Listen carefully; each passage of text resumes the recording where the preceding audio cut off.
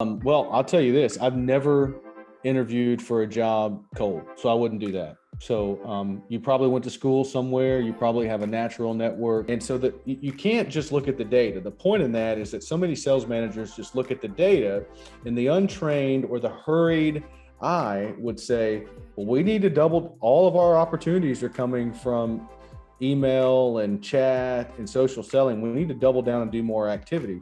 No, actually, the phone is the most productive channel, but if you can leave me a voicemail or you've got my number so you can text me and tell me why the call is relevant, not why you think I need to call me back, but what's in it for me? What do I stand to gain? What does this have anything to do with the things that I've been asked to do in my role with the company? Welcome, ladies and gentlemen, to season 2, episode 7.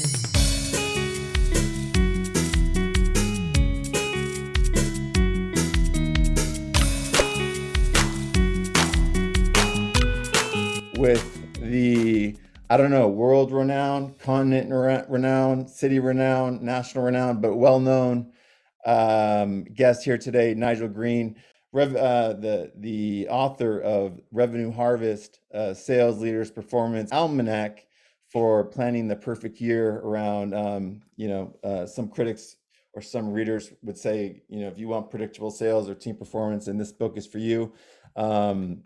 Known as a sales leader on LinkedIn. Thank you for being with us today, Nigel. It's an honor to have you on my show. Eric, thank you. The pleasure is all mine. So I'm not going to get into the boring parts of the podcast because statistically it shows about 80% of my guests fall off after the first 3 minutes. So it's the first 3 minutes that really count, right? So there's probably an about you on your book, on LinkedIn, on a lot of social facets, on interviews and whatnot. Let's get away from all that. How would you kind of tell your story of maybe being born in a barn or maybe a regular hospital bed to the person you are today, and how you got your fame, quote unquote? Well, I think, given that I've got 3 minutes before everyone bounces, I might. I'm just kidding around. The relevant piece is in that, executives hire me because they can't afford to miss their sales number. And oftentimes what I find is that the product's fine, the team is more than sufficient to hitting the targets, but there are things that you just can't measure on a spreadsheet or in some CRM that are standing in the way of them being successful. So I come alongside the CEO and the sales leader for at least a year, and I helped him walk through the 7 principles that I outlined in the book, because those are timeless. And what I end up finding is that their whole plan or their whole strategy for hitting the end of the year sales target is typically predicated around some type of gimmick or fad. And it might be that the gimmick might be that this one product is going to carry the whole year, or this technological innovation is going to be the game changer for us. And so what I do is I give them the tools to not only hit that year's number, but to make sure that they set the team up to be successful consistently year in and year out. And that's the work that I do. And I think that's probably what's most relevant to the folks listening here today.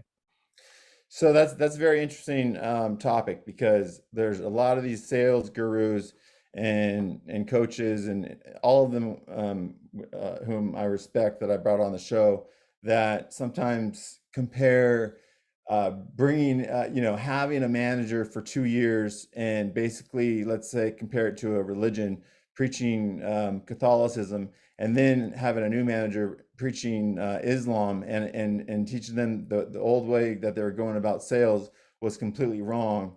But on your level, it's even a shortened version. Do you feel like it's kind of in one ear, out the other, the little time that you have with them that you get to teach them? No, but that's a good question. I think an important distinction I need to make, Eric, is that for a lot of the individuals that you just listed, that, the gurus, et cetera, they're speaking to some type of strategy or tactic for the sales team. And I don't I don't come in to work with the sales team. I come in to work with the sales leader. I Got think it. the team only gets better when the leader gets better. And there's no shortage of individuals that are very capable at helping with training and objection handling and negotiating and prospecting and closing. And I don't deal with any of that. I deal with the things that are in between the leader's ears that stand in the way of the team being successful, and ultimately are mostly the single source of why this average tenure of a sales leader is 18 months. They have some playbook or some religion that they ran in a previous life, and they bring it in and they start trying to get a team that has been there before them, has been creating customers before they showed up, to switch from some other doctrine to theirs without recognizing that this is a different company at a different time, in a different space, with a different sales motion, different customers, different buying reasons, and you're going to run the same play. You're just going to go run the same play. And so I help them think through that mistake and then begin to figure out, well, what does the play need to be, and who do we need to talk to that might be credible in crafting what a really good plan for the year should look like. Yeah. And how often are you dealing with the sales manager versus the CEO? Uh, always both. Always Always both. both. Always both. So it's the exception that the sales manager hires me without the endorsement of the CEO. That's Most huge. of the time, the CEO or someone on the board recommends that they have a conversation with me. And usually, Eric, it's me having to talk to the sales leader or the sales manager and remind them that, or not remind them, oftentimes just make them aware that I don't want your job. I'm here to make you better. Like, I'm going to leave. If there's anyone leaving, it's most assuredly going to be me, not you. And are you mostly dealing with, is the focus mostly on kind of top of the funnel type stuff, or are we talking enterprise, uh, the CSM, or what seems to be kind of top of mind these days? Prospecting, better discovery, relationship sales, social selling, post COVID virtual selling. What seems to be kind of like the top agenda item? Well, I think the most of the work that I do is around an overarching strategy for the next 2 to 3 years. It's not about how are we at social selling, or do we need to improve our CSM team. It really starts with, you've got a plan for the year that the CFO wrote and the board approved, and either you didn't really get to speak to those numbers, they were just given to you, or you sheepishly accepted them without thinking through the resources required to hit those targets. So now we got to go back and figure out, we can't go back and change the number. The number's the number. We've already committed it to the board and other stakeholders. But what we can control is the resourcing that we put into achieving those targets. And sometimes it is that we need to make more investments in one discrete team on the overall sales team. So like CSM or top of the funnel. But a lot of times it's really, especially now coming out of COVID, it's making sure that our sales process maps back to, in what I've experienced, buying sentiments that have forever changed. So we build out a sales process and we measure certain progression of opportunities stage by Sure. stage, but the way customers are buying now is just different. And so now we've got all these legacy metrics and legacy reports that don't align with the way your customers are transacting with you. Like, you may be ready to send your team out in the field and get them back on planes. There's nobody asking them to come to the office. They don't have an office for them to come to anymore. Yeah. So the way in which you begin thinking about deal velocity, stages, for a lot of companies, it's just fundamentally changed. And you can't go back and look at historical data because it's never going to go back to that. Yeah. I mean, I'm so glad I'm no longer an SDR, because that was the toughest job for me ever in my sales career. But you did touch on the dashboard and KPIs and kind of hinted at that they're kind of archaic at this point, right? At the end of the day, I'm talking to you, and I talk to a lot of, keynote speakers and ranked this and ranked that, and these gurus that are talking about how sales should be done. And I deliberately ask the same questions. To what I like to incorporate is that the people, experts like you, but then bring in people that are on the front lines in the trenches day to day, that are actually AEs and SDRs. And you know what? I get completely different answers to the same questions, because social selling, for example, I mean, do the managers really have time on a Friday to hear that I didn't get any opportunities? I'm establishing a relationship on LinkedIn. It's going to take some time to make this a 9-month sale. First of all, I guess two questions. Do you feel like there's a detachment between, the reality of the CEO and the advice given by specialists like you, and what's actually going on in the front lines? And two, how would you address it for those BDRs, SDRs, that to keep the lights on, they have to hit a certain metric of 10 meetings a week, and they don't even know these guys. They're reaching out to Nigel, and they're like, "Hey, saw you on Eric Jones's podcast. You seem really cool. You look, I like your haircut, whatever. Would you like to do a 30-minute demo? It seems like what you guys talked about resonates." I mean, versus actually, I'm in a great spot. I have a podcast going on for, a year, coming up on 1.5 years. Never asked them to buy anything, to do anything, but I could get a meeting, and that, for me, that's the epitome of social selling. Is I did it for the relationship. But that's not the case, right? For a lot of these guys that are in the trenches day to day. I mean, do you see a gap between what's being kind of, I don't want to say proselytized, but being talked about and advised and encouraged by those that aren't, in the trenches and the front lines, and what maybe they have to do?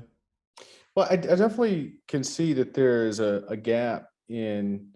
Um, I think it's not just the CEO. I think a lot of times the sales managers fall victim to this disconnect of like what's expected and what's real. And one of the things that I think we got to get away from is basically it's become the prevailing wisdom that sales managers are supposed to manage a number. Well, I don't think that's a good way to think about it. I think what sales managers need to try to re-engineer their brain around is managing commitments, and the commitments from the customer. And like whether it's social selling or it's hardcore outbound on the phone or email, the purpose of all that is to get like a commitment from the customer. And like Anthony Iannarino wrote a great book about the lost art of closing, and he talks about the 10 commitments that are required in a transaction. And I was on a coaching call this morning with this sales leader that I'm working with, and we looked at the last 90 days, and we looked at total numbers of activities that they call connected, where they actually reached the ideal buyer. I'm only typing because I like to read. I write down the books that are said on these shows. So we're going through the last 90 days of all the connections that they made, where the one that someone on the sales development team logged it as a meaningful connection with an ideal buyer. We looked at them by type. Then we looked at the number of opportunities created in the same period. We looked at them by type. And so while I think 2/3 of their opportunities created came from non-phone activities, email, social, forms, what the data showed us is that they still need to focus more on synchronous phone selling, and that the reason why more of their deals were being created through asynchronous means is because they were just bad at the phone. And so that you can't just look at the data. The point in that is that so many sales managers just look at the data, and the untrained or the hurried eye would say, well, we need to double, all of our opportunities are coming from email and chat and social selling. We need to double down and do more activity. No, actually, the phone is the most productive channel. But if we go listen to calls, your team's just not very good at the phone. And How do you that's where you suggest just people come go about up. the phone these days when it's harder to get their cell phone and it's harder to get their direct line when they're working from home? It's incredibly hard, but it's incredibly more effective because it's so easy for a prospect in most situations, if they have an objection to anything that you propose, to just ghost you, right? And we sometimes we don't really understand what ghosting means. It's not they don't find it as being valuable. But if you Yeah. get them on the phone, it's a whole lot harder for them to ghost equivalent, right? Because they have an objection. Well, you just answer it right there on the phone. But it's fundamentally harder. And the answer is be valuable. And being valuable sometimes is getting an introduction or understanding that sometimes it's about context and relevancy. Like, you calling me does not mean I have to answer the call. But if you can leave me a voicemail, or you've got my number so you can text me and tell me why the call is relevant, not why you think I need to call me back, but what's in it for me? What do I stand to gain? What does this have anything to do with the things that I've been asked to do in my role with the company? And I think a lot of sellers are just bad at figuring out how to make it relevant. And I shouldn't, maybe I want to retract that. I don't think a lot of sellers are bad at it. I think they're in such a hurry to hit an activity number that they forget that they know how to be good at that.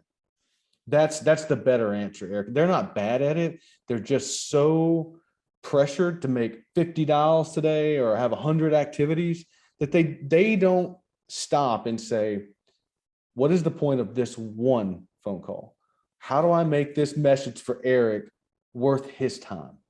So a lot of what you're talking about is cutting through the noise, right? And being someone that stands out and make you curious. They gave me three value points of why my biggest competitor continues to renew with them year over year. Okay, that's somewhat compelling, and they name specific pain points that we have. But it was still an email or voicemail. Are you a big fan of these other mediums that are coming out, being a podcaster or through video, things like that? Absolutely. I think you got to meet them where they are. And if that means that you take a play from Eric and start your own podcast because they'd never take a meeting with you, but they'd come be a guest on your podcast, No. why wouldn't you try it? Maybe it's sending a video and, just being uncomfortable, but being different. I'm a proponent of anything. Like, the thing is, and this is what I'm a proponent of. It's not the activity. It's what do we expect to happen as a result of the activity? It's some type of meaningful conversation. So I don't care what it is. Show up at their door, send them. I mean, meet them at the country club. Do whatever it takes to get what the activity is about. And I When, think so many managers just focus on the wrong thing. They focus on the activity volume versus how relevant is this activity to my buyer's world. and how often do you think that's coming from the manager, not their manager? Oh, it's coming from the manager because they've been told to manage the number. Yeah. Like, there's this belief that I got to manage the number, and they don't spend a lot of managers, particularly in the top of the funnel. And this is a persistent problem with SDR teams. They go on to something else. SDR managers, the good SDRs, they go on to AE, or they go on to channel sales. They go on to something else. Being an SDR manager, one, is in most organizations not a very celebrated post. And it's definitely not one that's occupied by the same person for very long. And so improving that part of your sales motion takes having a sales development manager that's really dangerous at coaching, and I mean dangerous like Michael Jordan with the shot with 1 second left, dangerous. Like, that's the person you want coaching and leading your team, not someone that's just here until something else opens up. What comes to mind? When's the last time you opened up a cold mail or returned a cold email or a voicemail? I return all of them that are good. So, And I mean, it could have been like, I'm trying to think, oh, just yesterday, Sunday evening, someone sent me a cold LinkedIn message and it was good. so you think LinkedIn had a big part of it? I think that they knew that on Sunday night, I might be looking at LinkedIn. Okay. So So they I look at think your like activity history. part of it is like knowing knowing the cycles of your customers. So they knew that chances are I might be on LinkedIn, or LinkedIn tells you, it says active now. So the dude just sent me a quick message and I responded. And I think that again, it was relevant. I was sitting there Sunday night on LinkedIn and he asked a good question, totally cold. And I responded. You know, there's not many 10-year-olds that would answer the question, what do you want to be when you grow up? I want to be in sales, right? And if you lined up 10 random people 25 years ago and you asked them, what's your association with the sales profession or salesman, it would be probably negative 9 out of 10. If you lined them up today, what do you think the association would be? I think probably the sentiment's probably similar. I just saw today, there's a new, LinkedIn has a new state of sales survey. And one of the things where 63% of sellers say that they put their buyer first. But if you ask the buyer, only 23% of them feel like they were placed first. And so it's data like that, Eric, that continues to play into the negative narrative around sellers, that selling is something we do to people, not for people. But I'll tell you this, if you look on the flip side of that, if you know how to sell, I mean, you're just never going to worry about a job. And so that's why, and I tell this, a lot of what I do with my clients is help them with their hiring process. And one of the first things that we have to undo is sourcing candidates that applied to the job. How do you do that? What's the most effective way you think you go about that? Well, the best sales talent isn't looking for a job. They're not applying to this job. So we got a stack of 1,000 resumes here. Okay. They all look pretty. You know, maybe some of them have written something on there about some of the accolades, what they were able to do that others weren't able to do. The fact remains, the person you want is busy smashing their quota somewhere else and not looking for this. So you got to go find them versus sitting here and creating clever copy on a job posting. We're wasting time. Let's go find them. Yeah. Well, then there's me that chose to do their own thing, and I'm not sure how they count that, but you know, yeah, I totally agree. The people that are in demand are look for a job when you have one is number one, right? Yeah. That's for sure. What about in the interview process? You know, the first meeting, what kind of questions other than the ordinary ones? What's your story? You know, give me a sense of your biggest win. What kind of questions do you think are best to ask? Well, I don't ask any of those questions. Oh, So in okay. fact, if you go to my website, nigelgreen.co, you'll find two things. You'll find I have a 6-step hiring process that I use specifically for sales, because hiring salespeople is hard. They have the right answer to every question. That's the first thing. I mean, like, their whole job is to have the right answer. So if you ask those canned questions, you're going to walk away from every interview loving the candidate. Oh my gosh, they're so charismatic and they're smart and articulate. Yeah, no shit. That's their job. So I have a 6-step hiring process that kind of cuts through the clutter. And the first of that is this rapid fire Q&A. I give away in a separate document 70 of my most used interview questions.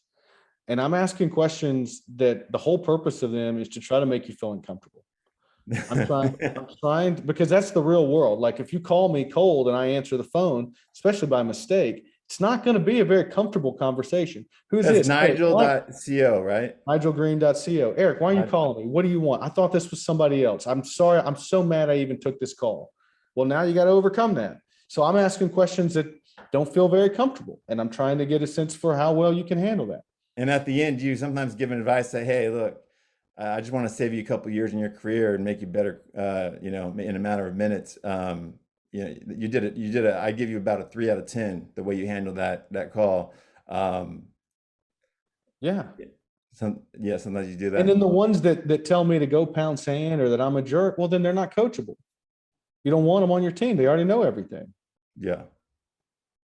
So, you've heard, I'm not sure if you've heard of the kind of the direction some VCs are taking, or companies are taking with what they call PLG, SLG, and MLG, product-led growth, sales-led growth, and marketing-led growth.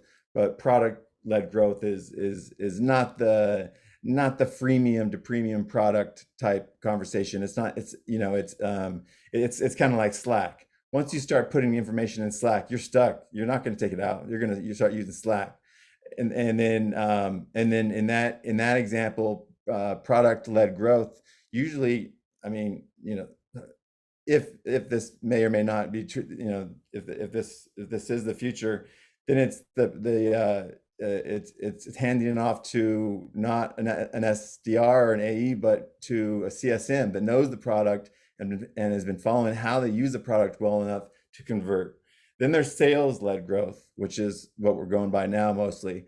And then, you know, then there's the kind of the hybrid sales and marketing, which speaks actually to almost exactly the percentage that you gave of 63% salespeople think that they're listening to the buyer, 23% or 27% say they're not, which correlates to the buyer's journey, right? Buyer's journey goes about 70% of the way dark until they actually engage with a customer. Do you see the future as, you know, where there's more importance, not only more importance on sales, but the volume of sales employees increases? Or where do you see the future of I mean, we have so much automation, right? We have sales enablement. Here's what you say, when to say it, who to say it to, when to, you know, and then that last 30%, which is, I'm wondering why it might be 27% that they think they're not being listened to, is up to the seller. And maybe it's when the seller gets involved, that's when the experience goes bad. So I know I packed a lot of in there, but do you, I guess, bottom line, I'll make the question easy. With all the tools out there and all the directions that the next sales book that comes out every week says it's going, where do you see the future of sales going right now? If you're going to take all the salespeople out to a big old barbecue and give them a sales training for 3 hours, what would it be on? That's a heavy question. I appreciate you asking it. It's a good one. I would say if I had to take all the salespeople out to a barbecue, and tell them where I think like the future of sales is going, I would tell them that, one, I'm optimistic. I think that sales is never going away. I'm really bullish on it. I don't see salespeople being eliminated. I think one of the questions I'd want them to think about in that session is how do you get in front of this reality that for a lot of the buyer's journey, your customers don't want to talk to you. And so you got to figure out, for you to play the long game in this business, how do you represent an offering where most of the education and most of the awareness generation and the interest creation is done for you, and your job is helping the customer think through all the ways this is going to be impactful to their business compared to anything else they could do. So and the answer to that is a return of a consultative salesperson, because a lot of times you lose a deal, you're not losing it to a competitor, you're losing it to apathy. That they say, you know what, if we're going to spend 10 grand, of all the things we could spend 10 grand on a month, we're going to go spend it on something else that you didn't even see coming up. They're like, man, I didn't even think about, that's not a competitor, that's doing something different. And so I think if you want to make it in this game, you really got to ask good questions. Okay. I got 4 more questions. One is could take a little more time, but 3 are quick draw McGraw Doc Holiday type questions. One, if you were coming out, you're a 22-year-old SDR hungry, you'll take half the pay that most people would take. First one in the office, last one to leave. How would you go about prospecting, identifying the right prospects, companies to work for? What tools would you use, and how would you go about identifying the 5 right jobs for you? Oh, so do I have the job already, or am I looking for? No, you have the job. I mean, you are. Oh, I mean, yeah. you're 22 years old. Not right now. You look it. Yeah. But, No, if I just got the job as an SDR, I'm probably not gonna. Once I'm out of my canned training, I'm just gonna go sit next to the top 2 performers. No. You're not even there. You haven't even got the job yet. How would you go about prospecting to identify the right companies to apply for? Oh, God, I don't have the job. I'm looking for a job. I'm trying to get employed. Yeah. Yeah. Well, I'll tell you this. I've never interviewed for a job cold, so I wouldn't do that. So you probably went to school somewhere. You probably have a natural network. If you think you want to be in sales development, the best thing you can do is probably go ask friends of friends and colleagues to sit down and give you a 20-minute phone call, a demo, if you will, a 20-minute phone call, let you buy them a cup of coffee and ask them where they see the market going and do some discovery around areas that interest, with the intersection between what interests you and where you can add value. I don't think that you should be applying for jobs. I'll tell you this, there's never, the market data shows that you can command a lot of salary with no experience right now. The companies that are hiring sales development reps now there's just not enough. There's a shortage of It's an folks that are employee's willing to market. do the work. So I think if you go work your network and get introduced to the right CEO, you don't have to go through a process the same way you would of, like, I just would stay away from applying to LinkedIn jobs and I'd work my natural network. Yeah, I agree with that. Okay, so quick draw McGraw here. I want to be sensitive to time because we took us 12 minutes to figure out how this thing works. Top books that came to mind that really kind of touched you a lot from beginning to end. The beginning to end, the first book is you got to read Rich Dad Poor Dad and figure out how to quit trading time for money. That's something you figured out. I like New Successful Large Account Management. It's not a new book anymore. It was written in 1994. I love The Lost Art of Closing by Anthony Iannarino, and I think maybe not a sales book, but a book that everyone should read is The Magic Power of Thinking Big. Got it. Okay, next one. Mentors. Who comes to mind? Oh, well, a few. So my uncle Dale Wilson mentored me through one of the more challenging professional assignments of my career. So thank you for that. A guy named Michael Bertram, who's one of my best friends. He's a teacher at Vanderbilt's Owen School of Business. He is an executive partner for a private equity group, and we get time together regularly. And I have a board of advisors for my business. So there are 6 folks that I regularly get with every quarter to deconstruct me and my business and put it back together in a better way. So Daryl Amy, Colin Mitchell, Daniel Tardy, Lee Pepper, Jonathan Harris. Got it. Got it. You know, you got the answers ready. And last final question, Nigel. If I were to ask you, the 10-year-old Nigel, what would you want to be when you grow up? What would your answer have been? I don't know about the 10-year-old Nigel. I'll tell 12-year-old you maybe, or the 8-year-old. from about 7th grade on, I wanted to be a fighter pilot in the military. So that's what I wanted to do growing up. You think you still have a chance of doing that?